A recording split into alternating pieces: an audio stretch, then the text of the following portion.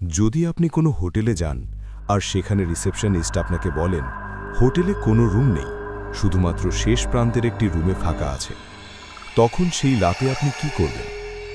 এই গল্পটা হলো একটি সেলসম্যানের বাস্তব জীবনে অভিজ্ঞতা নিয়ে, যিনি প্রায়ই নিজের কাজের সূত্রে বাইরে যান। উনি আমাদের সাথে তার বাস্তব জীবনের অভিজ্ঞতাটি শেয়ার করে নিচ্ছেন এই গল্পের মাধ্যমে। আমি একজন সেলস ম্যানেজার। প্রায়ই আমাকে বিভিন্ন স্থানে ঘুরে ঘুরে কাজ করতে যেতে হয়। আমাকে 2021 সালে গ্রীষ্মকালে কোম্পানির তরফ থেকে উলাঙ্গার একটা ছোট্ট শহরে আমাকে পাঠানো হয়। ওখানে আমাদের একটা আউটলেট ওপেনিং করার উদ্দেশ্যে। এই জায়গাটা খুবই নির্জন ছিল। আমি কোনো রকমে একটা পুরনো হোটেল দেখতে পেয়ে তার মধ্যে ঢুকে পড়লাম। হোটেলে গাড়িটা পার্ক করে আমি হোটেলের ভিতরে ঢুকে পড়লাম।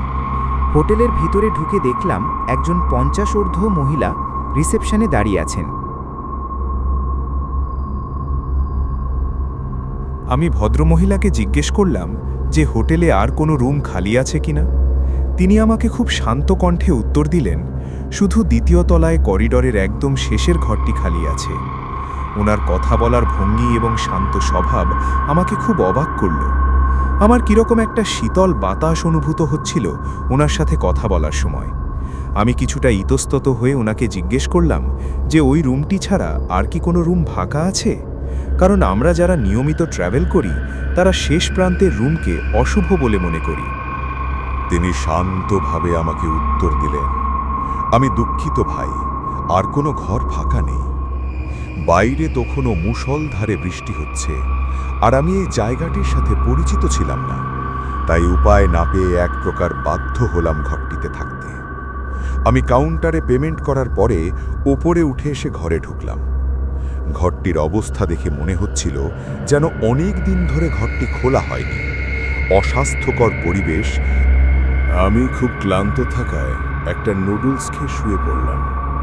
রাত্রে বিশাল বজ্রবিদ্যুৎ সহিত বৃষ্টি হবার জন্য আমার ঘুম ভেঙে গেল। আবার যখন ঘুমানোর চেষ্টা করলাম তখন আমি খেয়াল করলাম জানলাটা আবার খুলে গেছে। রাতে শোবার সময় আমার মনে আছে আমি জানলাটা বন্ধ করে শুয়েছিলাম। তাহলে জানালা খুলল কি করে? কেউ কি চুরি করতে ঢুকেছিল? কিন্তু সেটা হলে তো বৃষ্টিতে তার পায়ের ছাপ থাকত। এরকম তো কোনো কিছু দেখলাম না। ঘরের আলো জ্বালিয়ে সমস্ত কিছু ঠিক করে চেক করলাম। সেরকম কিছু না দেখতে পেয়ে আমি আবার আলো নিভিয়ে ঘর অন্ধকার করে শুয়ে পড়লাম। তখনই বাইরে থেকে কিছু একটা শব্দে আমার ঘুমটা ভেঙে গেল। হোটেলের দরজাটা খুলে গেল, বাইরে থেকে আলো আসছিল ঘরের মধ্যে। আমি ভাবলাম এটা পুরনো দরজা, তাই হয়তো লকটা ভালো কাজ করছে না, তাই খুলে গেছে। তাই আমি উঠে তারপর আমি দরজাটা বন্ধ করে ভেতর থেকে তালা মেরে দিলাম। তারপর দরজা বন্ধ করে শোবার চেষ্টা করলাম, কিন্তু আর ঘুম এলো না। পরের দিন সকাল হতেই একদম নিচে রিসেপশনে চলে গেলাম। আমি একদম অবাক হয়ে গেলাম। রিসেপশনে আছে অন্য এক যুবক। আমি ওনাকে জিজ্ঞেস করলাম, কাল এখানে অন্য একজন বয়স্ক মহিলা ছিলেন, উনি কোথায়? সে আমাকে উত্তর দিল, স্যার, আপনার মনে হয় কোথাও একটা ভুল হচ্ছে, কারণ কাল রাত থেকে আজ অবধি আমিই ছিলাম। যুবকের উত্তর শুনে আমি যথেষ্ট অবাক হলাম। আমি তখন ভাবলাম, তাহলে আমাকে রুম কে দিল? আমি তাহলে কথা বললাম কার সাথে? আমি তখন যুবককে বললাম, আমাকে হোটেলের সিসিটিভি ফুটেজ দেখাও।